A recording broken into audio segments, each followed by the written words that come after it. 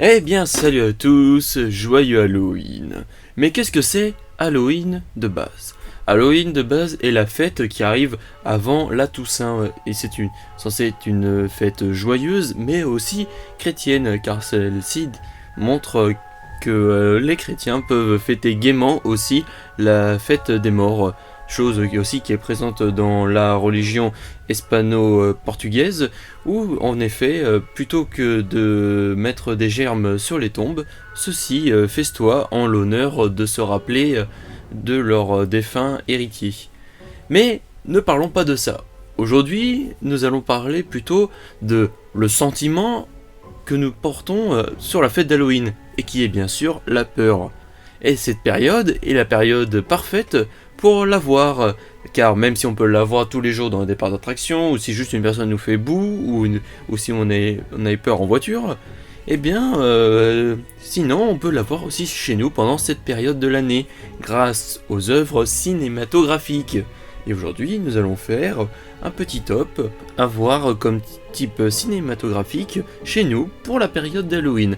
Attention, ceci n'est pas un top pour moi, ni pour vous, ceci est juste un classement de les familles de choses qu'on peut avoir sur Halloween, de expériences qui fait peur.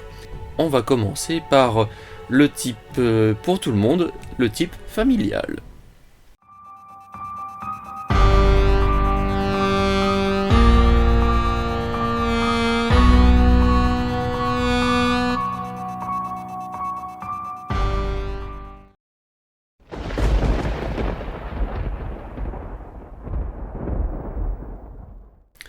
Alors dans le type familial, on peut citer beaucoup de choses.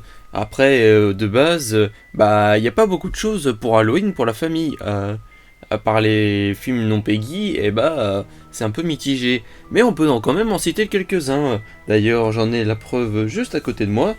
On peut par exemple citer la trilogie SOS Fantôme. Je parle bien sûr de la trilogie originale SOS Fantôme, composée avec le premier film, le deuxième, et enfin, pas le troisième de 2016, non, l'héritage sorti l'année dernière, qui sont pour moi un très bon divertissement familial, et qui ne fera pas très peur aux enfants. Sorti en plus le premier en 86, il est assez faisable à trouver, que ce soit en DVD ou sur les plateformes de streaming. Mais on peut en citer aussi d'autres, comme par exemple les œuvres littéraires de Chair de Poule, tout le monde les connaît peut-être. Et bien forcément, les livres ont eu une adaptation au cinéma, et cette œuvre cinématographique est en plus tout public. Chair de Poule, qui se divise en deux films, le premier et le deuxième, avec les fantômes d'Halloween, qui sont bien sûr une petite parodie des livres, où en fait les personnages des livres créés par, je ne sais plus l'auteur, sortent de leurs livres pour hanter une petite ville américaine. C'est pour moi un très bon divertissement familial. Après, on peut en trouver bien d'autres aussi, il y a les spéciales Halloween des dessins animés, mais bon, après, on va pas tous les citer non plus, hein. On va passer plutôt à une autre catégorie, cette fois-ci, les jeux vidéo.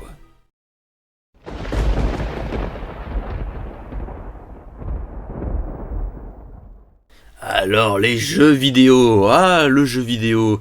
Inventé dans les années 70 avec Pac-Man, Pong, Donkey Kong. Mais les jeux vidéo aussi ont le droit à leur part d'horreur. Eh bien, dans les premiers, on a pu citer aussi les Silent Hill, qui sont pour moi une très bonne référence. Surtout le deuxième, disponible sur PS2, PC, et je crois qu'il était aussi sorti sur Xbox. On peut en citer aussi des plus modernes, comme par exemple Outlast, qui nous place dans la peau de deux reporters à chaque fois pour le premier et pour le deuxième, suivi de leur DLC, où nous jouons en fait un personnage qui tient une caméra et qui est reporter dans un centre psychologique dans le premier, et dans une secte du centre des États-Unis dans le deuxième. Alors les jeux vidéo c'est très particulier parce que en même temps c'est nous qui jouons notre propre personnage, donc comparé à un film où on est bien blotti dans notre canapé, là on est forcé d'avancer. On peut en citer d'autres aussi, comme Five Nights Freddy, où par exemple on reste bloqué sur notre petit fauteuil là aussi, mais sauf que cette fois-ci, il va falloir se défendre par nous-mêmes des animatronics hantés, des pizzerias ou des fois des parcs d'attractions. Sentiment garanti de peur pour les premières fois et les premières nuits, mais après au fur et à mesure vous allez devoir être plus tactique et et moins sentimental.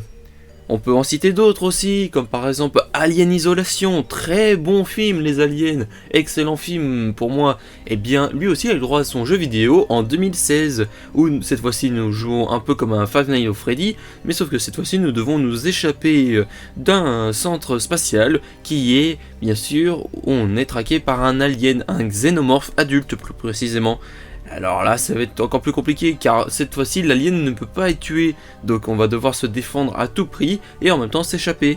Et on peut citer aussi d'autres jeux vidéo, comme par exemple les excellents Resident Evil. Resident Evil, où là cette fois-ci nous allons devoir enquêter sur les incroyables histoires de nos personnages préférés et on va devoir à chaque fois détruire du zombie. On peut en citer d'autres aussi, jeux vidéo, le projet Blair Witch, ou en multijoueur on peut citer aussi The Quarry qui est sorti cette année, mais bon, qui est pas très ouf. On peut aussi citer Dead by Daylight qui est pour moi un excellent jeu multi. On a aussi l'excellent Vendredi 13 qui arrive souvent des fois gratuit pour cette période et qui ne coûte pas très cher aussi, expérience multijoueur garantie et effrayante. Après on peut en citer plein d'autres, mais je vous laisse faire votre propre classement. Et on va passer tout de suite au numéro 5, les séries.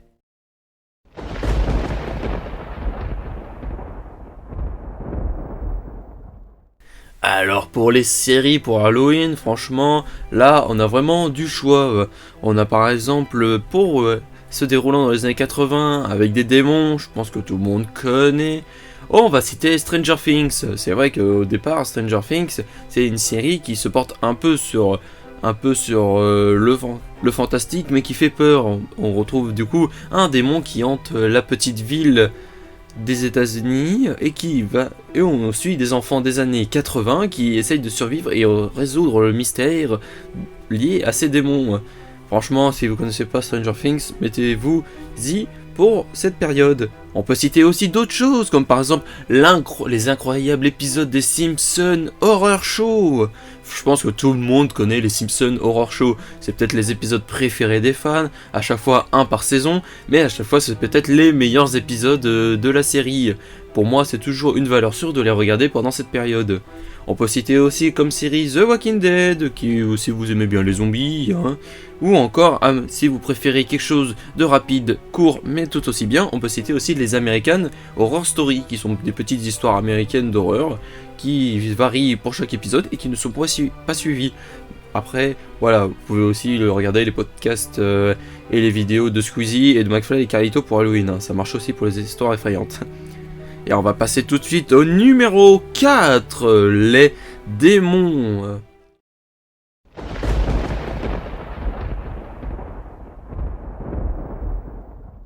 Alors ça y est, on arrive enfin dans les films, et pour cette 4e place, on va s'attaquer aux démons. Les démons, c'est quelque chose qui est assez récurrent dans les films. En général, c'est toujours un démon qui possède quelque chose ou quelqu'un ou une maison et qui va s'attaquer aux gens normaux. On peut citer par exemple la croyable saga Annabelle Conjuring et la nonne qui, ensemble, font un grand univers Conjuring et qui possédé par toujours le même démon depuis la nonne, qui a suivi ensuite la Dame Blanche, qui a après suivi Annabelle et Conjuring.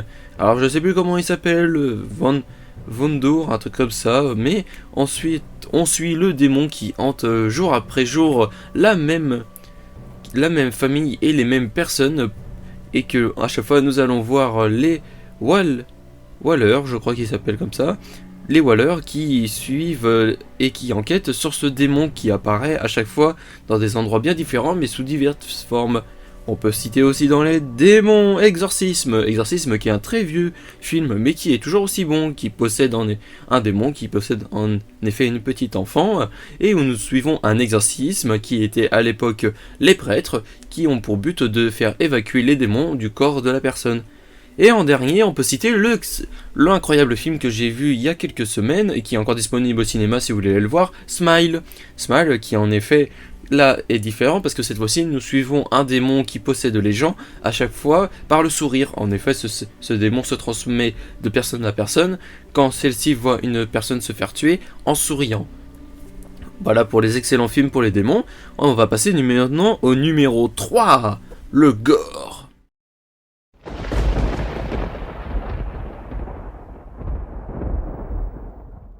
Ah, le gore et le zombie. Je crois que tout le monde connaît au moins un film de zombie et un film gore. Quand je dis gore, je dis qu'il y a beaucoup de sang ou qui est dérangeant. On peut par exemple citer US, qui est un très bon film, ou alors Get Out, qui sont aussi des très bons films.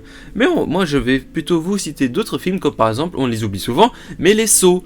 Les Sceaux sont souvent des bons films qui traitent beaucoup sur le gore, et en plus qui remettent en question notre morale. Je vous les conseille tous d'ailleurs, parce qu'ils suivent tous la même chronologie, et pour moi ils sont tous incroyables. Même bon, si le dernier, qui est le plus récent, est un peu osef, hein.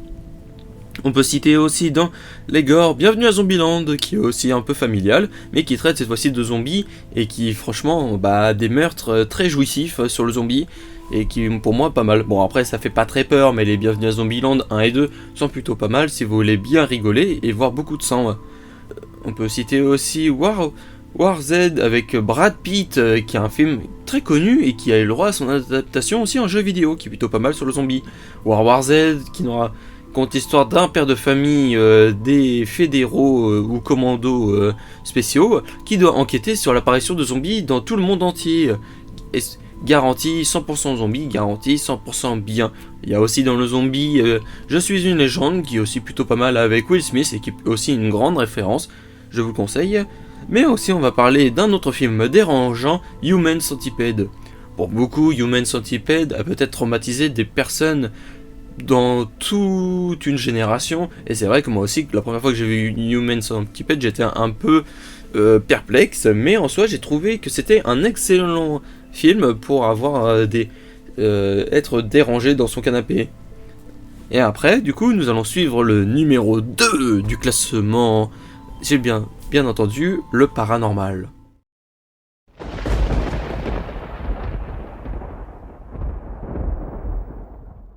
Ah, le paranormal. On peut citer beaucoup de choses du paranormal. Quand je dis paranormal, c'est-à-dire quelque chose qui n'est pas terrestre. C'est quelque chose qui n'a pas lieu et qui n'a pas lieu d'être sur notre monde. Ce n'est pas une catégorie comme les démons, parce que les démons en soi et le paradis sont des choses qui sont aussi terrestres. Le paranormal, on peut citer par exemple des êtres mystiques, comme par exemple ça, ou plutôt It si vous préférez. It daté du livre de Stephen King, et qui est une entité universelle et cosmique qui atterrit sur Terre et qui prend être de choses pour pouvoir capturer les âmes des personnes qui ont peur. En effet, celui-ci, si une personne se trouve avoir peur devant It ou ça, celui-ci It en profite pour capturer son âme et en quelque sorte le tuer. Je vous conseille d'ailleurs la version de 2017, même si la version des années 80 est plutôt assez drôle et un peu bizarre aussi. Aussi en paranormal, je peux vous citer aussi Nope, que je vous ai déjà présenté sur la chaîne. Nope, qui est un très bon paranormal, parce qu'en effet, celui-ci nous présente des extraterrestres. En paranormal aussi, on peut citer Poltergeist, réalisé par le grand et le génial Steven Spielberg. Poltergeist, qui nous parle d'êtres surnaturels qui envahissent la maison d'une petite famille américaine. Et Poltergeist est pour moi un excellent film. D'ailleurs, j'ai pu le voir il y a quelques temps après l'avoir découvert à la Fnac à bas prix. Et franchement, c'est une bonne valeur sûre, surtout par Steven Spielberg. On peut citer aussi dans le paranormal, on peut citer aussi les aliens, les films aliens, qui sont pour moi une très bonne source et qui pourront ravir toutes les personnes, sachant que les épisodes sont tous bien, jusqu'à le dernier, Covenant, qui est pas très ouf, mais bon, qui a l'honneur d'être dans la liste des aliens, donc ça va, en vrai, il y a mieux, mais bon, il est là. Et on va passer tout de suite au numéro 1. Et vous le connaissez peut-être tous les slashers.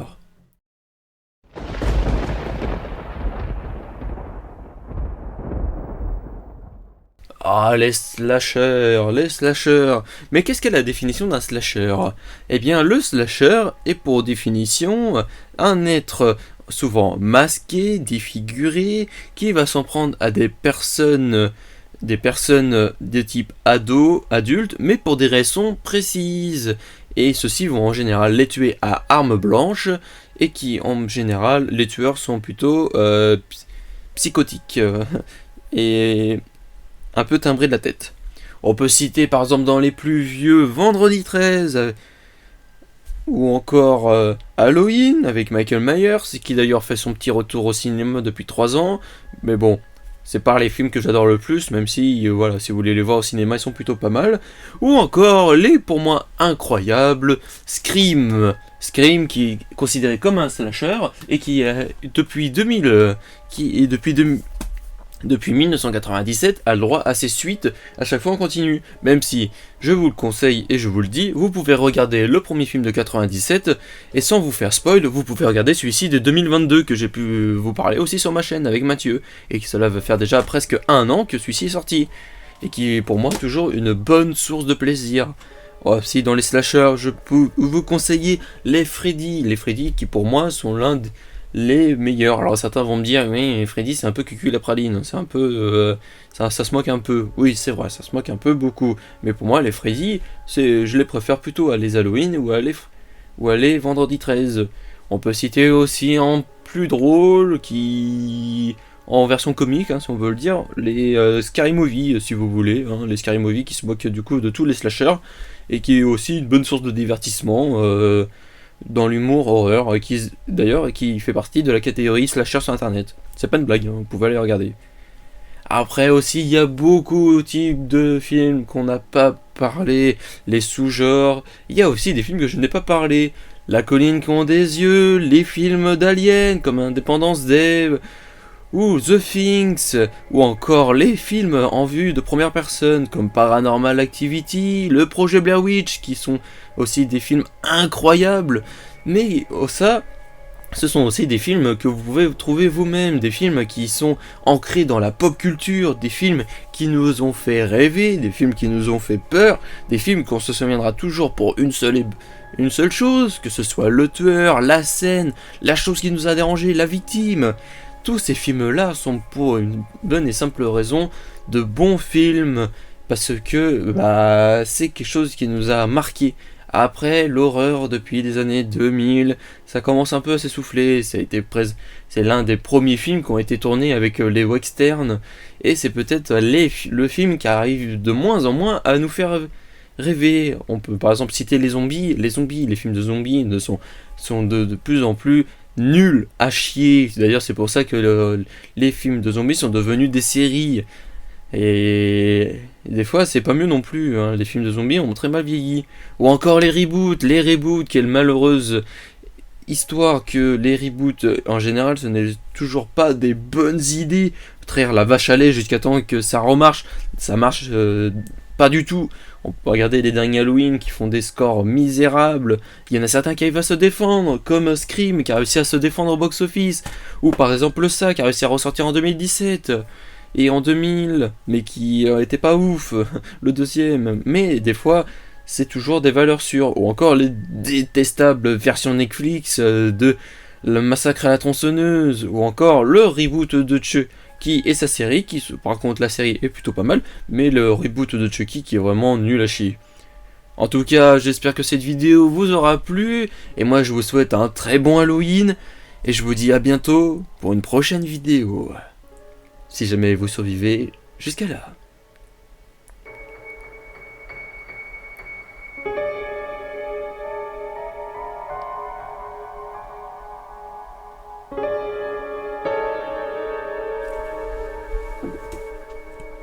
Coupé et adieu.